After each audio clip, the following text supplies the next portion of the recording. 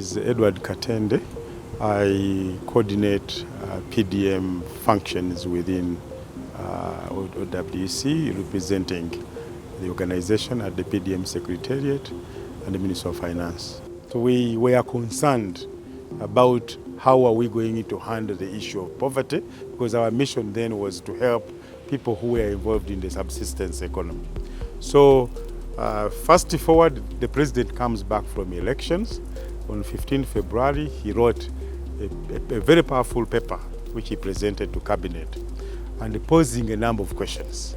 One of the questions was, how do we handle the issue of, at that time they were called the 68%. How do we handle the issue of people who are involved in the subsistence economy? In his view, these people needed to be brought into the money economy so they can contribute to our growth. But at the moment, that time, they were only producing for only their own consumption. So we engaged the Ministry of Finance and convinced them that we need to think about the subsistence households. But this time around, we don't give them free things, but we create a revolving fund which should be at the parish level. As we speak, we have sent out over 2.2 trillion shillings to 10,589 parishes across the country.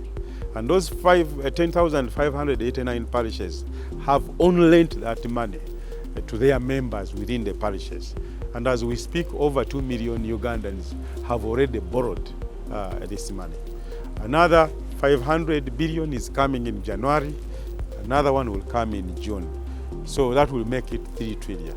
There is no government program, as far as I can remember, in recent history, that has been implemented at such a scale. Each and every village, we are not just going to the parish, we are going to the household. The other uniqueness I'm seeing here is on the digitization. We have been able to digitize transactions. So we have been able to, through that digitization, there is transparency. We know the names, the telephone number, the national ID, and the location of each and every borrower. So there is a system developed by the Ministry of ICT. And after that, there was a monitoring system that was developed called Zaidi, whose job is to validate what is on this other system.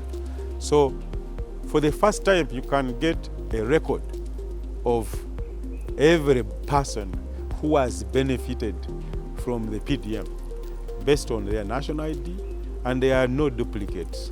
Their telephone number, their GIS location, you can even go there if you want without us and see them. But this was all part of a collaborative effort by ourselves at OWC, working harmoniously with the mandated government institutions that implement these great ideas. We have worked closely with the Ministry of Finance, and PDM Pillar 3 is doing very well. We have worked with the Ministry of ICT, and we have digitized all processes. We have worked with Post Bank and government banks to design and develop a mobile wallet. It is the second mobile wallet in the whole banking sector. And what does that mean? That we are able to put a bank in every person's hand. So you will be anywhere in Uganda, whether it is Kotito, whether it is Kagerekamu where I do my farming, name it.